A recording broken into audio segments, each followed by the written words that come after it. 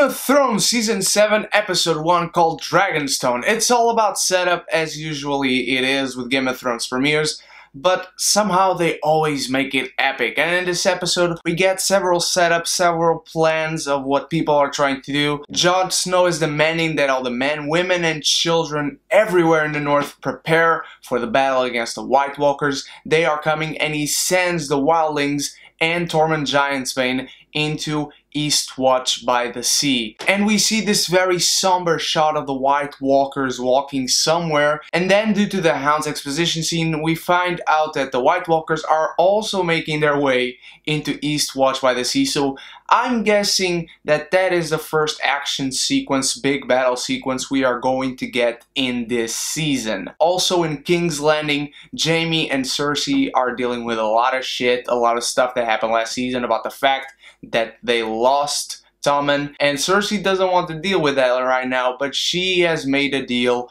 with the Greyjoys, specifically Euron Greyjoy, who has come and is gloating about having a fleet. And I gotta say, those ships, he got a lot of ships, but not just ships, he got a lot of incredibly crafted ships.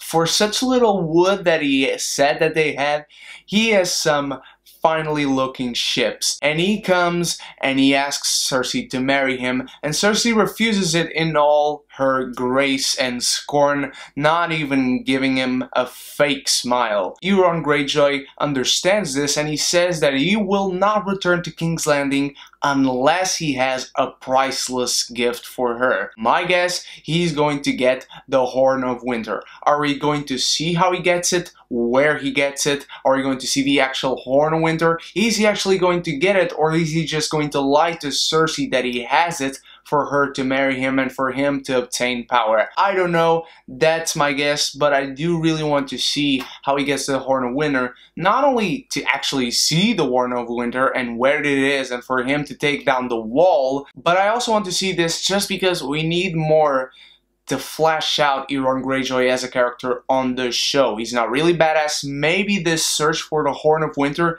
is how he gets the patch that he has on the books. That is what I really want to see. That is what will make this character not only a great character, but most likely a great villain. Sam is on the Citadel, he is studying hard, he is having to clean up shit and clean up plates and clean up and clean up and clean up, hence and repeat, hence and repeat. We have a couple of these scenes until we see him in an autopsy with Archmaester Jim Broadbent. I don't know the name of his character, my apologies. And this guy actually believes in him when he says he has seen the White Walkers and fought the White Walkers and that they are coming.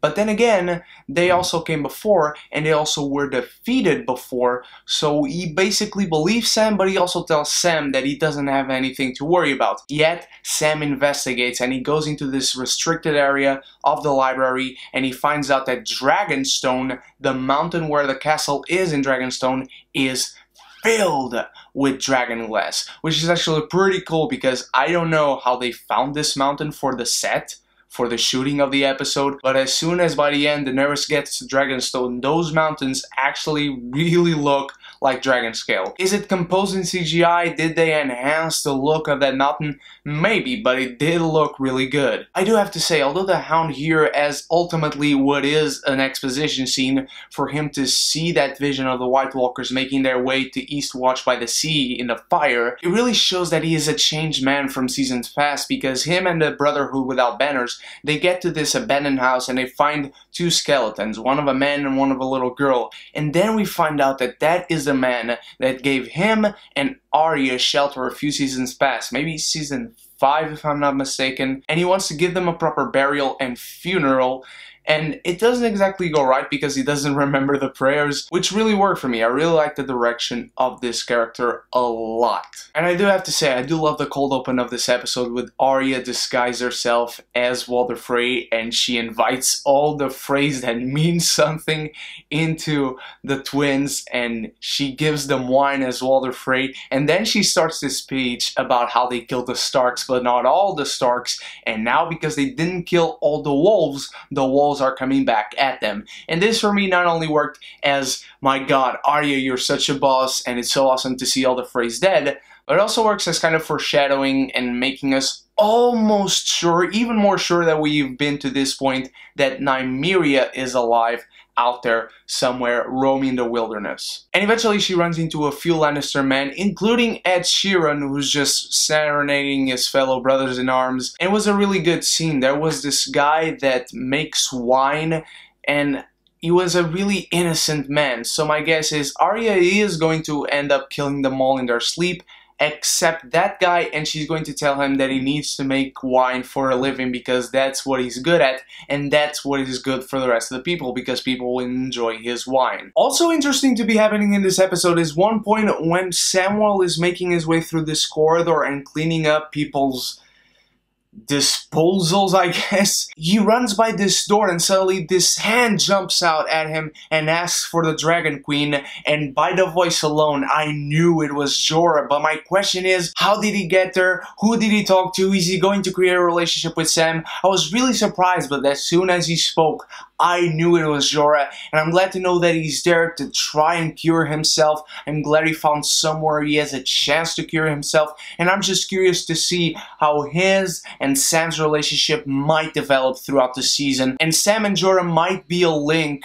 for Jon Snow and Daenerys to unite their forces. But by the end of the episode, we get Daenerys and her fleet finally arriving at Dragonstone, and I love this whole sequence. We have her, Tyrion, Varys, Missandei, Grey Worm, we have the dragons, they arrive at Greystone, and all this is told through visuals, and the score is magnificent. There's this sense of somberness and also desolation, but also of awe and relief, because Daenerys is seeing this incredibly looking castle that's been taken care of because Stannis was there recently, but also she is finally home, and she feels that she is home, and she is one step closer to regain a rightful place in the throne, even though it's not her rightful place, because Jaehaerys Targaryen is alive and well, and she will now need Jon Snow's allegiance, and Jon Snow will need hers, because Jon Snow is about to receive a letter from Sam telling him that the mountain beneath Dragonstone is all dragon glass. So I can't wait to see these two unite forces, reluctantly or not. That will be an incredible storyline this season. Jesus Christ, the ending of this episode is just your typical Game of Thrones ending. She gets to Dragonstone, she sees that incredibly crafted table, she touches it, it's just her and Tyrion, all shadows, just a light in the back from the outside, and she's like, shall we begin? Episode ends. I fucking knew it, and I fucking hate them. But it was a great episode. This is how you start a season. Push forward all the storylines that are going to encompassate all the upcoming 6 episodes, because now 1 is off, we only have 7, so there's not much more waiting, so there's not much more time to waste. So I'm guessing this is going to be the only setup episode of the season. We are not going to get any wasting episodes, any filler episodes, but I like it. It's not the best season premiere I've ever seen. It's not the worst. It's a good launching point for everything that is going to happen from this moment forward. But now the important part, what did you think of the Game of Thrones Season 7 premiere, Dragonstone? What are your favorite points, your favorite scenes, your favorite character moments? Let me know in the comments. I can't wait till next week. I will have a more in-depth review when I'm back home, and I'll talk to you guys. Again, these are spoiler filled, so feel free to comment anything in the comments below, expectations for the next episode and all. And once more, thank you so much for watching, my beautiful geekies. You guys are the freaking best. I love you all so much. And in a few minutes, you will also have my review for The Beguile right here on this channel. So until then, you stay beautiful, you stay geeky, and if you haven't done so yet, click the subscribe button and the bell so we can be geeky united!